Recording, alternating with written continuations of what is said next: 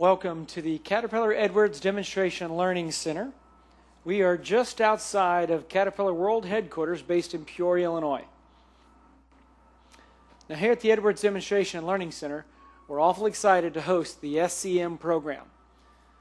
Now these SEM products, you're going to see a lot of similarities between those of Caterpillar products of old. And that's no accident. They have built these machines on our rich Caterpillar heritage.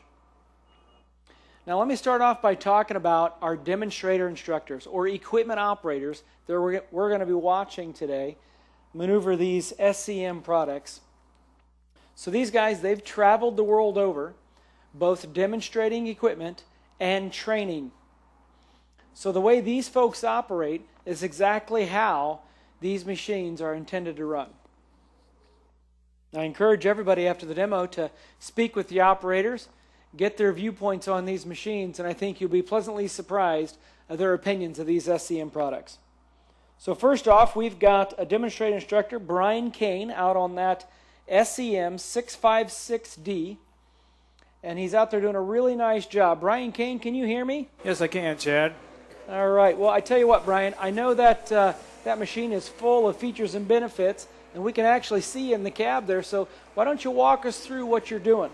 So today we're doing a truck loading application. So what we talk about in the field, we want to have a tight V pattern. We want to be able to load the truck most efficient way. So when we talk about that, we want to have tire revolutions. We want the machine to be able to, the hydraulics as far as picking the bucket up or the load to match what gear we're in, the selection of speed and everything like that. So the operator doesn't have to slow down through the cycle.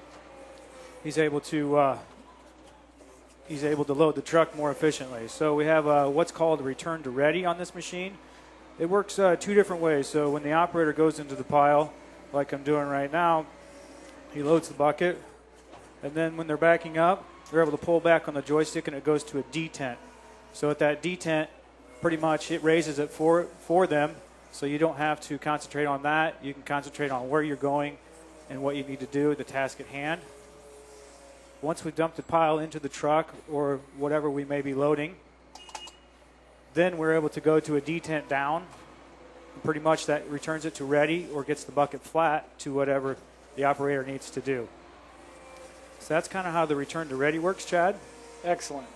Well, I tell you what, Brian, I can tell that using the load sensing hydraulic system in that 656D, it looks like it's very easy to operate, very comfortable, and that penetration bucket is easy to fill. Every bucket you threw on that truck was at max capacity, so that must be handy as an operator. All right, so we're going to have this Caterpillar CT660 dump that material on our makeshift road here. So we're doing a building project today, and so to do that, it takes a fleet of equipment, and luckily SEM offers a multitude of machines for our customers. So we just saw the wheel loader there. Now we're going to bring in the SEM 816 track type tractor. We got Dwayne Jones in that tractor, and he's going to walk us through a couple of things on that dozer. Dwayne, can you hear me? I sure can, Chad. Well, I tell you what, Dwayne, I know you've spent a lot of time in a track type tractor, and you've had an opportunity to be on that SEM 816. Can you walk us through what that machine does for you as an operator? Oh, sure, Chad. What we're going to demonstrate here is a normal application for a dozer such as this. So we're building a road, so your truck would haul in your material, and a dozer would knock it down and spread it to build that surface. So as you notice, as I hit that pile, dozer has plenty of power to push right through it in a spreading application. It gets that power from this hydrostatic transmission that's built into this machine. That hydrostatic does a lot for the operator. What it allows me to do is I don't have set gear speeds, meaning I don't have first, second, and third. I kind of have an infinite control over my ground speed. So I can turn the hydrostatic transmission up or down to match the ground speed that I need to the job conditions that I'm working in. So as I'm going in here spreading this, I can slow it down to just a snail's pace as I'm going through there. And if I need some more speed, I just ramp it up. That's what that hydrostatic does on this transmission. It makes it real operator friendly. These SEM machines, their competition is running a geared transmission, so they don't have that variable speed like that.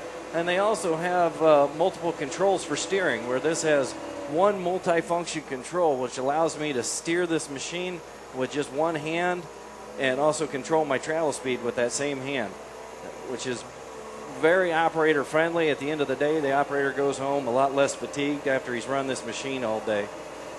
Some of the other nice features that we've incorporated in this SEM machine is the maintenance-free undercarriage. So they've kind of adopted that from our Caterpillar already existing undercarriage. So that means that it's maintenance-free on the pins and bushings. So those are sealed bushings.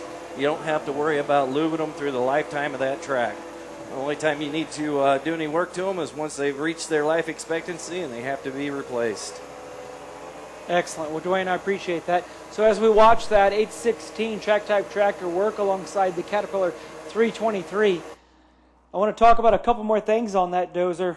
First of all, the blade. You know, it seems like a blade on a dozer like that is a simple product, but that particular blade is an SU blade. That blade actually offers 20% higher productivity compared to the industry average machine. So that blade has a lot of technology built into it, even though it's just simply a piece of steel. It helps roll that material and keep that operator extremely productive. So again, keeping our owning and operating costs down, keeping productivity high, SEM, the 816 is absolutely the product for the job. So while the SEM 816 moves its way out, again, we've got that Caterpillar 323 up there on the bench. We've got Josh Hayes that has just come in on this SEM 919 motor grader.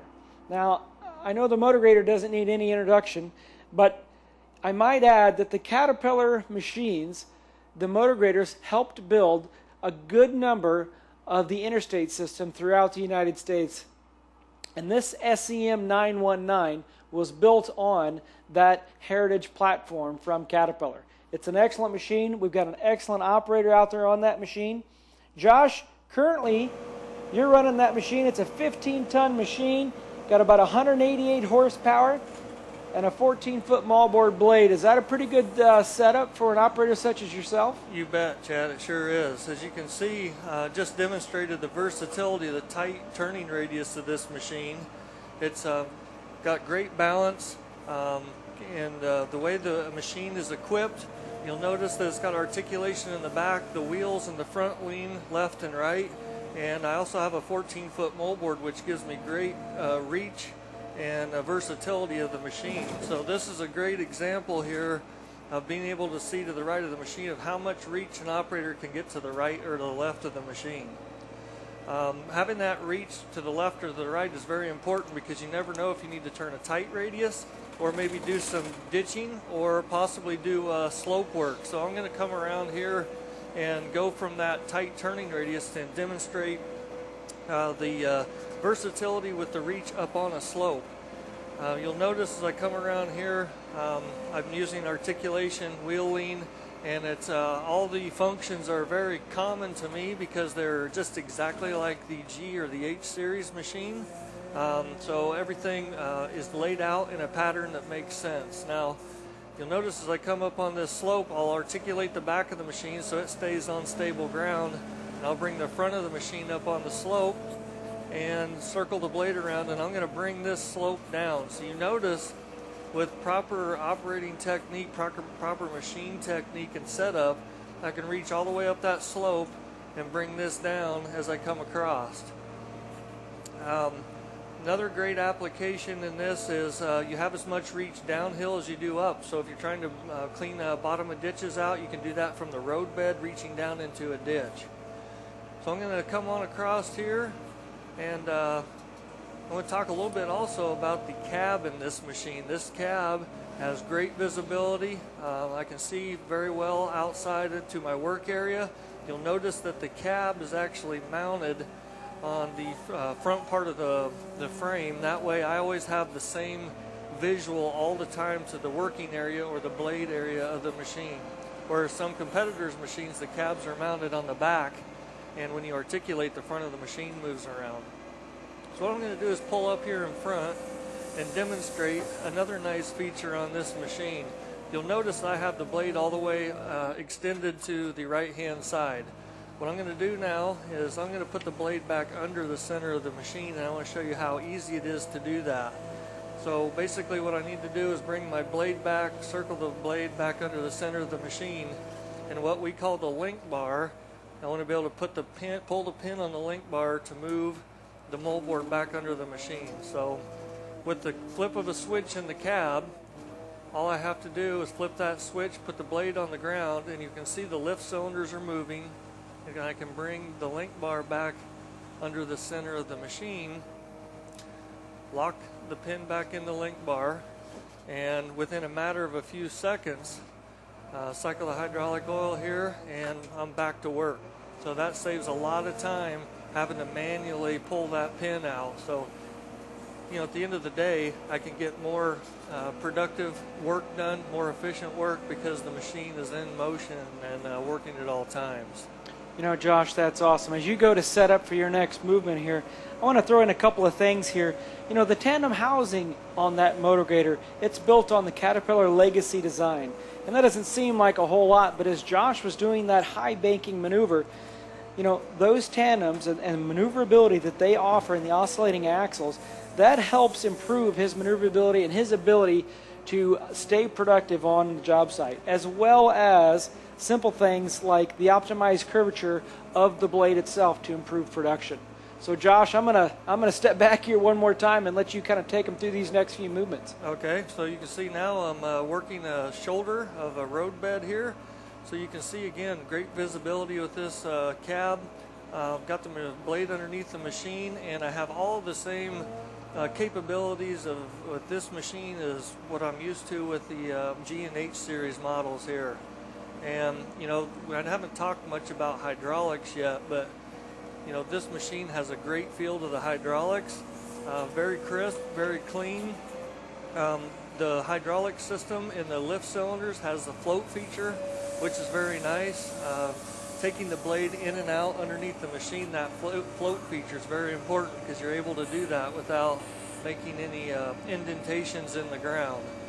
So, you know, the way the levers are set up is very important, because doing those articulated turnarounds like I just demonstrated right there, the layout of the machine makes sense. You articulate by, you know, pulling the lever to articulate, and also pulling the lever the same way will lean the front wheels. So very intuitive. You know, Josh, you bring up some good points about the hydraulics. Those load sensing hydraulics, they do an excellent job of reducing heat and fuel consumption. And you know as well as I do, it doesn't matter what part of the world you're in, fuel consumption is a major, major issue.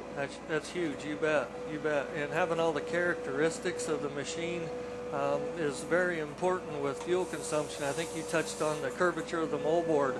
Being able to have that material flow like it should reduces fuel consumption.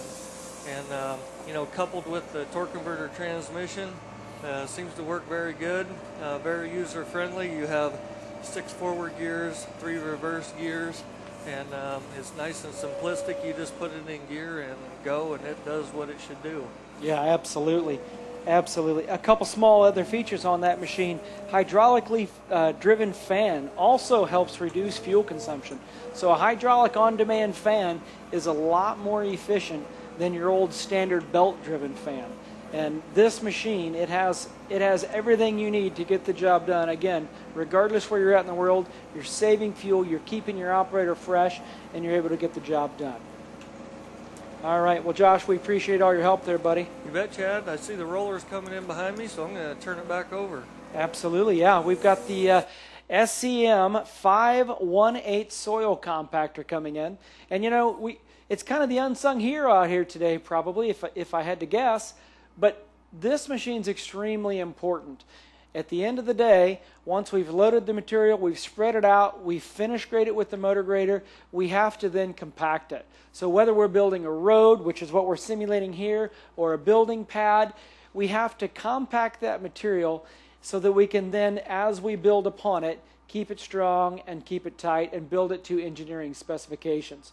So this SEM 518 is one of a handful of soil compactors this SEM builds, and it does an excellent job for us. Dwayne, are you out there, buddy? I sure am, Chad. Well, I tell you what, why don't you walk us through this smooth drum roller real quick? Sure, no problem, Chad. As you mentioned, these smooth drum rollers, they're pretty important on any construction site. You won't see a construction site out there where they're building a road or a building or anything like that that doesn't require some sort of compaction. So you're going to see one of these rollers on that job. Luckily, this roller is built with a universal front end. So not only can we do smooth drum compaction like we are right now, compacting for a road surface, but we can also do a shell kit with a pad foot on it. And what that does is when we're actually building up to a certain elevation where we want to get deep penetration and get good compaction for density, we can put that shell kit on this machine and get that deeper penetration so we get the adequate densities that we need. As far as operator comfort, this machine was designed with a lot of operator comfort in mind.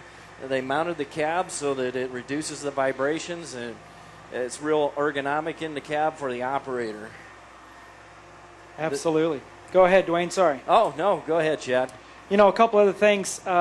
This particular roller, this 518 that SEM has put out there for its customers, it has a handful of features on there that really set it apart from the competition. This machine has a completely sealed eccentric gear, which eliminates contamination and prolongs life of the machine. So that things like that, the small little touches that SEM does that most of its competition does not do, is really what sets it apart.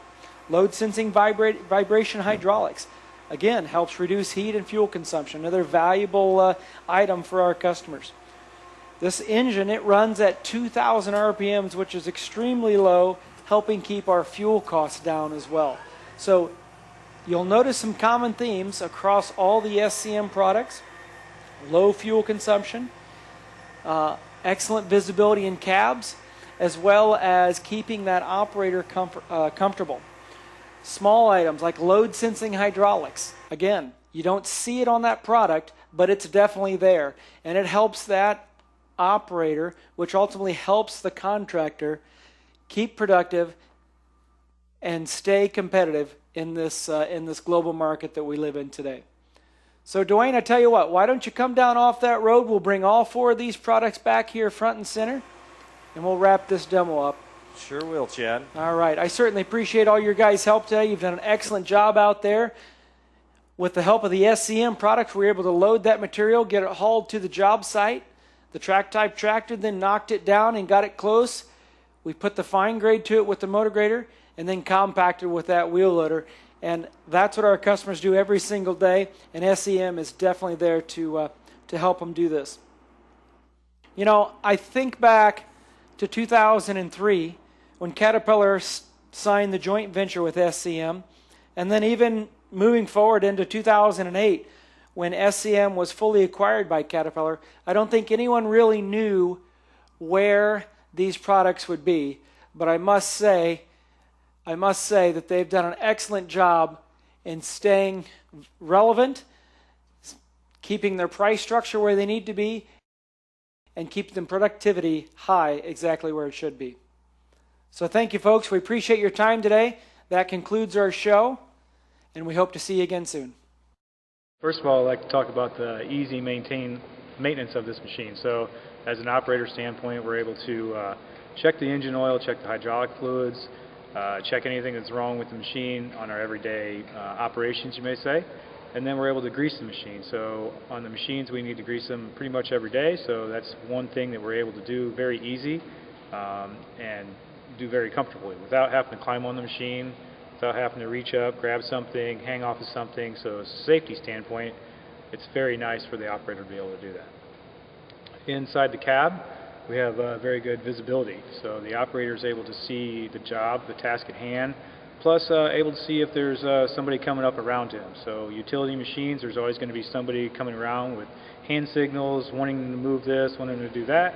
So he's able to see that person, make eye contact with them, whether it's in front of the machine, the side of the machine, behind the machine even. So very good visibility inside the cab. When you go to operate the machine, we have a joystick on the right. So we have very ease of operation as far as there's no two levers, there's just one lever, a joystick. So we pull back, it raises up, go down, it goes down, and then left is curl and right is dump. So in those motions, the operator, maybe he's doing some truck loading applications, so he wants to get back to the pile. So when we go to our down detent, it gets it to a ready to dig mode. So it gets ready to dig and it lowers the bucket down, it gets it flat, and the operator can concentrate on the pile at hand that he needs to get to. So then we talk about truck loading. We're going to talk about the gear selection. So we put it in first gear, we're able to get into the pile, get our bucket fill factor, we're able to back up, do a V pattern, and load the truck. So when we talk about the gear selection, we're going to take our hydraulics. So the hydraulics, we want those to match the gear selection that we're able to use. So the operator doesn't want to have to wait for the bucket to go up or the boom to go up. So what that means, we're at an ease of operation. We match the gear selection with the hydraulic flow. The operator doesn't have to stop, doesn't have to put it in neutral, doesn't have to do any of those things. So he's able to load the truck very quickly, very efficiently, and more productivity has come through the day. Yeah, my first impressions of the SEM 816 that I was operating earlier were very good. The fit and finish of the machine was very good, looked very robust and durable. When I climbed in the cab was very easy to identify what all the controls did. Once I started operating the machine, that's when you really enjoyed the hydrostatic transmission. Having that to be able to fine-tune your ground speed as you're working to the conditions that you're working in, very friendly for the operator, makes it a lot easier to run. It also had a single control for your steering and your forward and backwards travel instead of the multi-levers like some of the older machines have. That gets a little cumbersome and gives a lot of operator fatigue. The single control with the hydrostatic transmission, very operator friendly. Guy leaves the machine at the end of the day feeling refreshed and not worn out. As far as power of the machine with that hydrostatic transmission, had lots of power. When I pushed into the truckload, the machine didn't bog down or stall at all. I was able to push through the load, no problems. I can see in a clearing application the power that this machine has to be able to perform that task very easily. So we'd be able to push down brush or trees and then be able to pile those up. The machine had plenty of power for that. Once we were done clearing trees, we also had a 3-shank ripper on the back. It's the single parallelogram type ripper, so it gives it real easy penetration into the surface. It continually sharpens the teeth so it doesn't wear out. The teeth is fast and allows the tractor to take advantage of that power and be able to rip through the ground.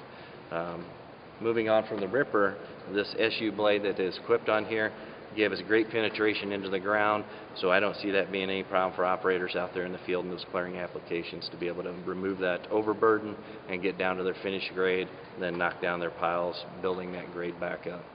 The oval track design is maintenance free. All the pins and the rollers are sealed bushings, so there's no servicing of those. They'll last a lifetime as whatever they're expected to. Without any service. Once the components wear out, of course you replace them, but after they've been replaced, again, you don't have to continue greasing them on a daily basis. So it makes for a very operator-friendly machine.